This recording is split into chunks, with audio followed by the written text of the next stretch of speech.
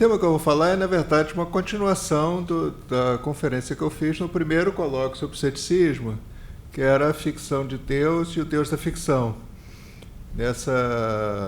Naquela pesquisa que eu apresentava em início, né, eu fechei um livro, esse está aqui, A Ficção de Deus, tá, com esse título.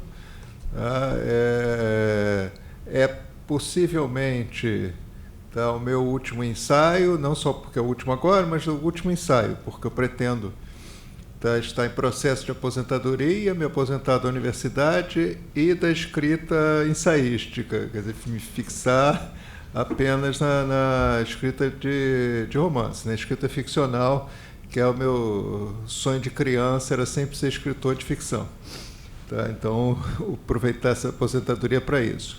Pode ser que eu não cumpra essas metas, mas essa é a ideia. E eu, porque já tinha essa ideia de ser o último texto, né, acho que eu trabalhei muito nele, tá, me dediquei muito a esse livro. Tá, ele está grossinho, de bastante coisas discutidas, ainda assim tirei umas 200 páginas do texto final, tá, dos primeiros leitores que leram e comentaram, né? E o texto pretende trabalhar, o livro pretende trabalhar as relações entre a literatura e filosofia, que é sempre o meu tema, mais especificamente literatura e teologia. Obviamente, como discuto a questão do personagem Deus, eu toco num tema caro e polêmico e conflitivo para o ceticismo, que é justamente a discussão da existência desse personagem, para além de ser personagem, da existência de Deus, né? E procuro desenvolver essa discussão em vários autores, né? Em um número grande de autores, e ao mesmo tempo discuto as discussões recentes entre os que creem, os que duvidam, os agnósticos, os céticos, e os que não creem, os ateus e os ateus militantes. Lá Richard Dawkins e outros, tá, que não só não creem, mas combatem qualquer crença com atraso de vida, com atraso social, mental, etc. Né? E eu procuro trabalhar com isso, mas sempre relacionando como é que essas discussões aparecem na ficção, na poesia e principalmente no romance de diferentes épocas e de diferentes autores.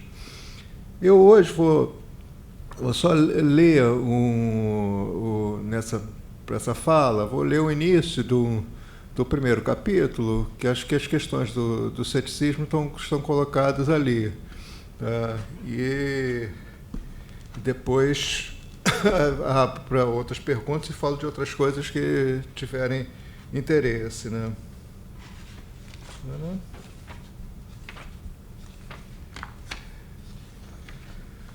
Eu abro todos os capítulos com um texto ficcional, e esse o primeiro é com um texto de Aristófanes, as nuvens, que interessa a vocês, e essa discussão jogando lá para trás essa discussão dos céticos, né? São dois personagens, Strepsíades e Sócrates, né? Strepsíades pergunta a Sócrates: você vai me dizer que Zeus Olímpico não é um deus? Sócrates responde: que Zeus? Não zombe de mim. Zeus não existe. Strepsíades retruca: o que é que você está dizendo? Então, quem faz chover? Explique isto antes de mais nada. Sócrates aponta para o coro de nuvens e retruca: elas, com certeza, e eu vou dar provas disto. Você já viu algum dia cair chuva sem haver nuvens no céu? Para que fossem os deuses, seria necessário que chovesse com céu sereno e sem que elas estivessem lá. Strepsíades: é mesmo? Aí está, sem dúvida, um bom argumento que você apresenta a respeito da questão que estamos tratando. E eu, que até agora acreditava bobamente que Zeus mijava através de uma peneira. Mas diga quem produz o trovão, esse trovão que me deixa borrado de medo. Sócrates responde: São nuvens que estrondam rolando umas por cima das outras. Strepsíades: como? Diga você que é tão atrevido.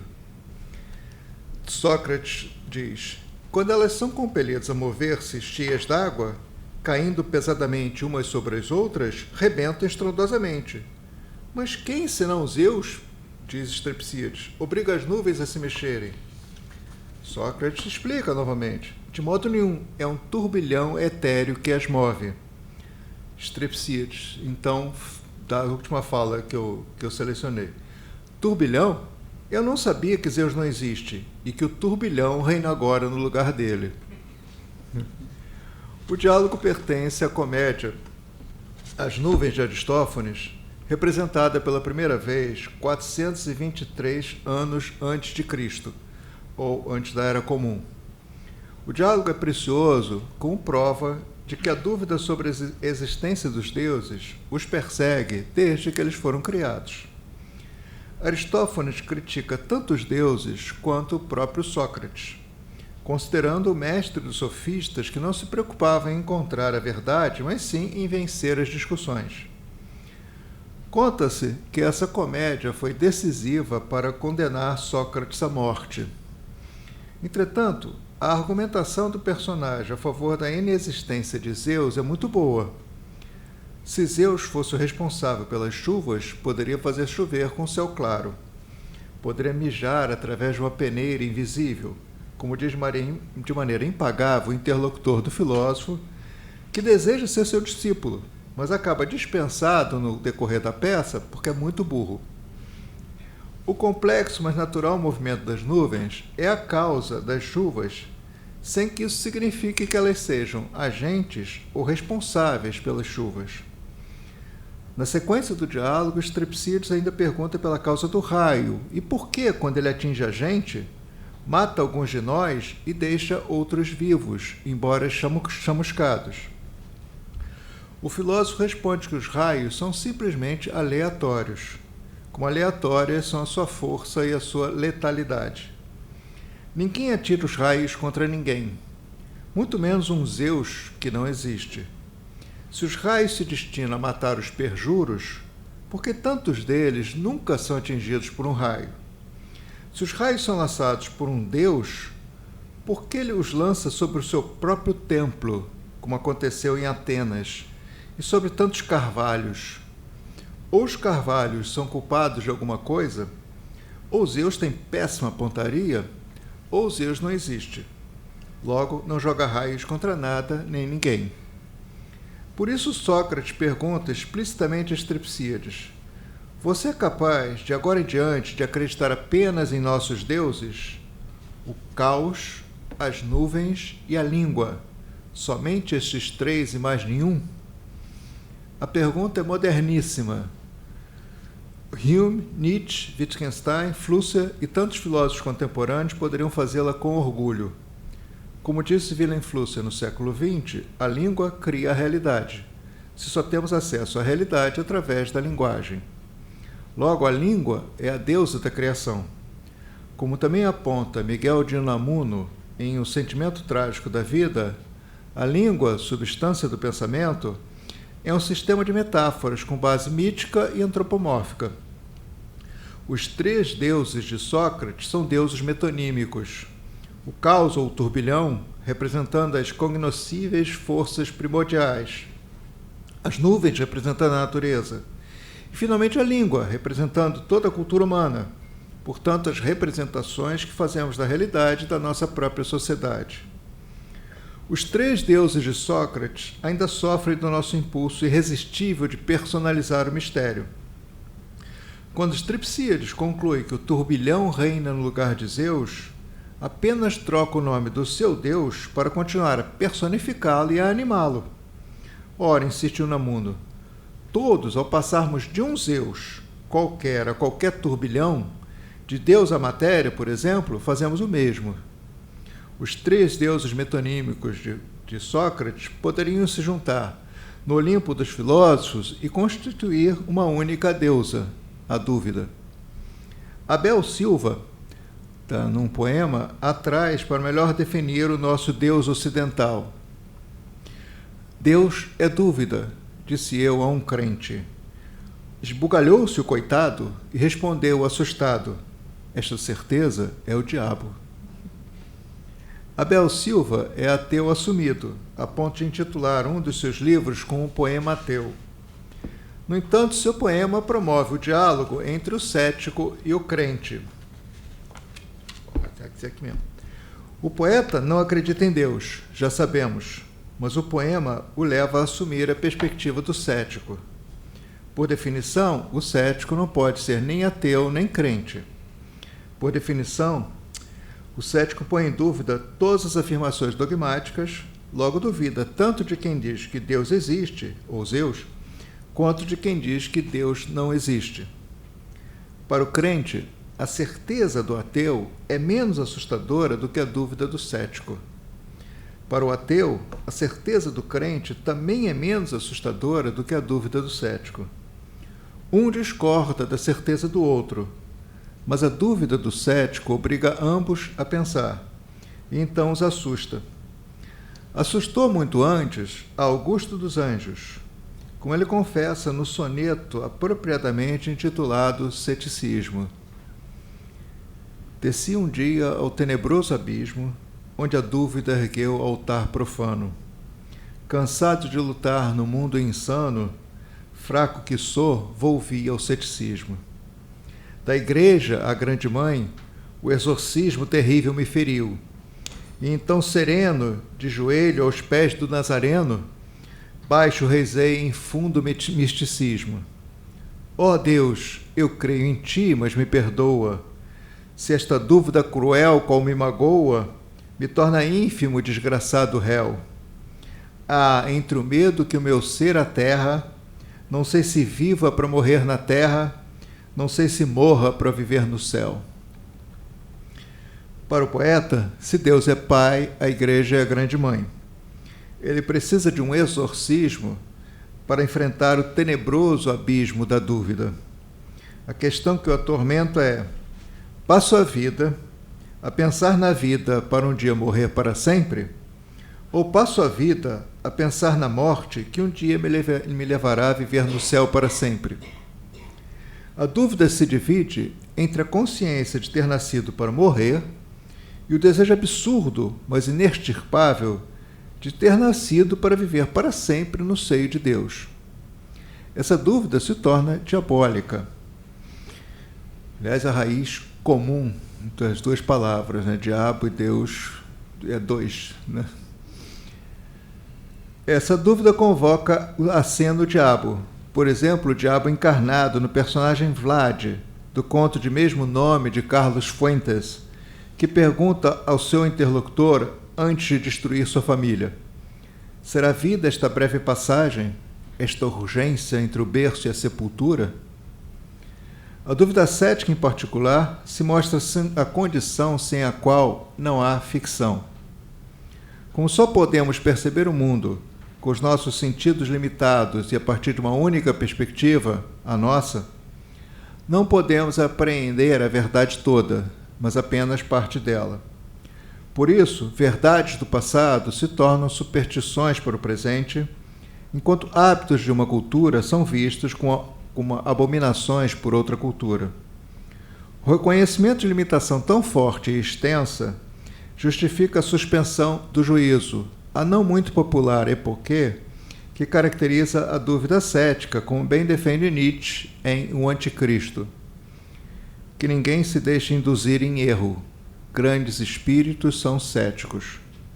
Zaratustra é um cético. A força, a liberdade que vem da força e sobreforça do espírito prova-se pela skepsis. Homens de convicção, em tudo o que é fundamental quanto a valor e desvalor, nem entra em consideração. Convicções são prisões. As dúvidas sobre a existência ou sobre a imortalidade de Deus vêm de muitas fontes, inclusive da própria história da religião. Podemos nos perguntar, por exemplo, o que teria acontecido com Baal, deus dos cananitas, com Atom, deus dos egípcios, com Zeus, deus dos gregos, ou com Huitzilopochtli, deus dos astecas. Todos eles eram divindades supremas. Cada um deles foi adorado e obedecido por milhões. Todavia, todos estão mortos. A constatação da morte dos deuses dá o que pensar e duvidar a respeito do nosso Deus. Entretanto, o cético honesto luta para que a sua dúvida não se transforme em certeza. Certeza, por exemplo, de que Deus não existe ou de que já morreu. A certeza acaba com a dúvida e com o ceticismo. É com isso que conta o escritor católico Chesterton, escritor, romancista católico e também um tremendo teólogo. Para responder, diz o Chesterton, para responder ao cético arrogante, não adianta insistir que deixe de duvidar. É melhor estimulá-lo a continuar a duvidar para duvidar um pouco mais, para duvidar cada dia mais das coisas novas e loucas do universo, até que, enfim, por alguma estranha iluminação, ele venha a duvidar de si próprio. Com muita gente boa, Chesterton confunde o ateu militante com o cético. No sentido estrito de um termo, um cético não pode ser arrogante. Se luta sempre contra os dogmas e as certezas. No entanto, o raciocínio de Chesterton se apropria bem do espírito do ceticismo. A dúvida autêntica explora todas as direções. Especular que Deus não exista, por exemplo, implica aceitar a especulação de que Deus exista, de algum modo. O cético também reconhece que não fomos feitos para duvidar, pelo menos não o tempo todo. Não é possível se manter em estado de dúvida todo o tempo, se a crença se mostra antropologicamente necessária. Nossa sobrevivência como espécie e indivíduo depende de certas crenças. Nem a nossa linguagem é dubitativa, mas sim assertiva. Quando eu digo, como acabei de dizer, não fomos feitos para duvidar, assumo sem querer que alguém ou algo nos fez, recalcando as minhas próprias dúvidas a respeito. Slavoj Zizek, que se apresenta como ateu, observa autocriticamente que em torno do território acadêmico deve-se fingir não crer, porque a admissão pública da crença é experimentada quase como algo desavergonhado. O gesto da dúvida, porém, exige que se duvide também de si mesmo. Para Zizek, ninguém escapa à crença. Todos nós, secretamente, cremos. Cabe-nos o esforço de suspender momentaneamente as nossas próprias crenças para melhor pensar. Precisamos suspender a crença de que cremos, bem como a crença de que não cremos. A oscilação inevitável entre a descrença e a crença se equilibra em outra oscilação, aquela que se dá entre a razão e a emoção. Como Deus e a crença se encontram quase sempre do lado da emoção, Zizek lembra a fórmula de Lacan. Deus é inconsciente. Ou, Deus é tudo o que não se sabe, nem se pode saber, embora se queira saber. Quase poderíamos dizer, Deus é o não-nome grandiloquente do próprio inconsciente. Concorda com o filósofo ateu, o teólogo Francisco Catão, ao entender que Deus não é uma realidade comparável às múltiplas realidades do mundo. Não é também um conceito com o que podemos contar. De Deus não se pode dizer que sabemos o que é, nem quem é. Sobre Deus só podemos dizer o que não é, negando tudo o que sabemos do que afirmamos existir. Afirmamos a existência de Deus, mas tudo o que dele dizemos está baseado na negação do limite do que sabemos, a partir da nossa experiência e da nossa razão. Outro teólogo, trabalhei com todos, dos teólogos, os ateus. O teólogo brasileiro Leonardo Boff, no artigo Teólogo, um ser quase impossível, também não aceita Deus como parte do mundo e dá um aforismo ótimo. Desse Deus eu sou ateu. Boff lembra Duns Scotus, que dizia, se Deus existe como as coisas existem, então Deus não existe. Para ambos, Deus não é coisa, mas sim origem e condição de existência das coisas. Por isso, se nos propomos a pensar o impensável, torna-se imperativo assumir aquela oscilação entre a descrença e a crença, ao invés de tentar acomodá-la. Torna-se imperativo assumir a negatividade radical do conceito de Deus, o que implica assumir a dúvida como condição do pensamento sobre o nosso desejo visceral de transcendência. O ceticismo, então, se mostra um horizonte regulador da melhor qualidade, orientando a luta dos pensamentos contra as nossas limitações e a nossa contingência. O estudo da história das religiões também provoca dúvidas porque a expressão história das religiões envolve de início dois problemas. Primeiro, que haja e tenha havido mais de uma religião. Segundo, que cada religião em separado e todas em conjunto tem uma história, ou seja, que elas se modifiquem no tempo e no espaço. Os termos religião e história entram em conflito um com o outro porque a religião é, por definição, o lugar da não mudança, enquanto a história é, por definição, a narrativa da mudança. Quem é religioso encontra na religião seu porto mais seguro e mais estável. Se tudo na vida é incerto e relativo, na religião tudo se mostra certo e absoluto. Toda religião, em especial se monoteísta, tende a apresentar a seu Deus não apenas como tudo de bom, mas ainda como tudo de tudo, onisciente, onipresente e onipotente. Não vou ler o livro inteiro, não. Deus pode ser um só e o mesmo sempre, como rezam as diferentes tradições. Mas a crença em Deus se manifesta de muitas maneiras mais ou menos problemáticas.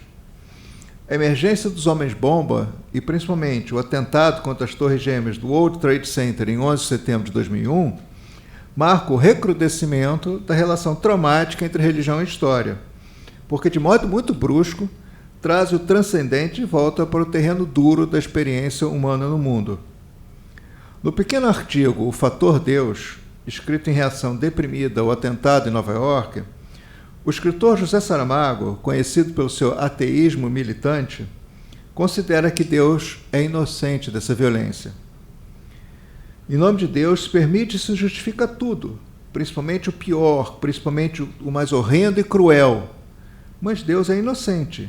Inocente como algo que não existe, que não existiu, nem existirá nunca. Inocente de haver criado o universo inteiro para colocar nele seres capazes de cometer os maiores crimes para logo virem se justificar-se dizendo que são celebrações do seu poder e da sua glória, enquanto os mortos se vão acumulando. Para Saramago, a culpa é, na verdade, do fator Deus, esse que é terrivelmente igual em todos os seres humanos onde quer que estejam, e seja qual for a religião que professem. Esse que tem intoxicado o pensamento e aberto as portas às intolerâncias mais sórdidas. Esse que não respeita senão aquilo em que manda crer. Esse que, depois de presumir ter feito da besta um homem, acabou por fazer do homem uma besta.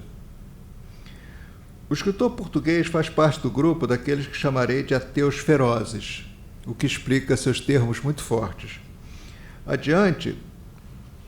Mais adiante no livro, eu comparo os ateus ferozes com os que chamarei de ateus suaves, como, por exemplo, o jornalista e filósofo Ellis Schwartzman, que escreve regularmente sobre o tema.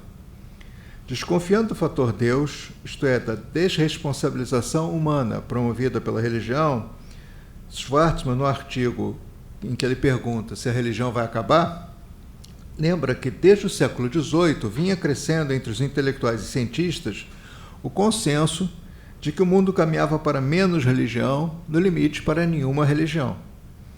Deus está morto, proclamava-se a direita e a esquerda. Darwin, Marx, Freud e Einstein mostravam que o homem, um bicho como qualquer outro, não comandava nem a história nem mesmo a psique humana.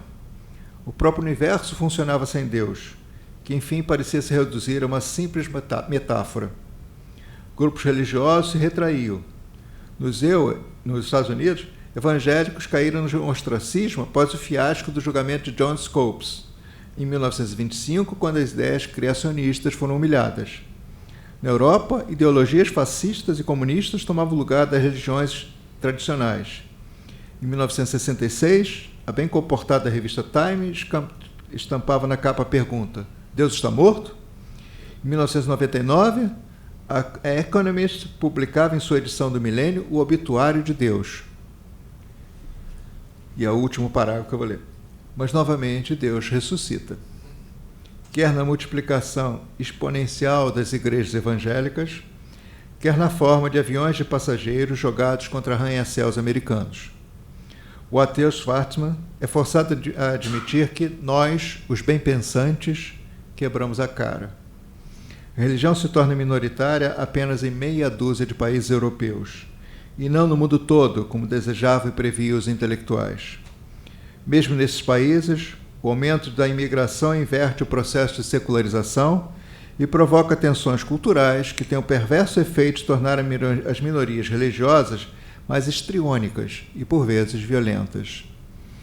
E segue, falaria horas, você dá para dar uma ideia das discussões e das relações que eu vou ter com os romances, com a literatura, porque essas discussões sobre a existência, a presença, a influência, a importância de Deus aparecem também o tempo todo nos autores, nos escritores religiosos, como Graham Greene, C.S. Lewis, Guimarães Rosa, e nos autores ateus, como Saramago, Sartre, e muitos outros, né? Muitas coisas, só para terminar, uma das coisas que eu observei, tinha a impressão, quando comecei a pesquisa, de que o número de escritores, principalmente escritores consagrados ateus, seria muito maior, muito mais significativo do que o número de escritores religiosos. A pesquisa não confirmou isso. Quer dizer, há um forte equilíbrio, pelo menos a cada autor ateu de excelente qualidade, eu encontrava um autor religioso de melhor qualidade ainda, e vice-versa. Então,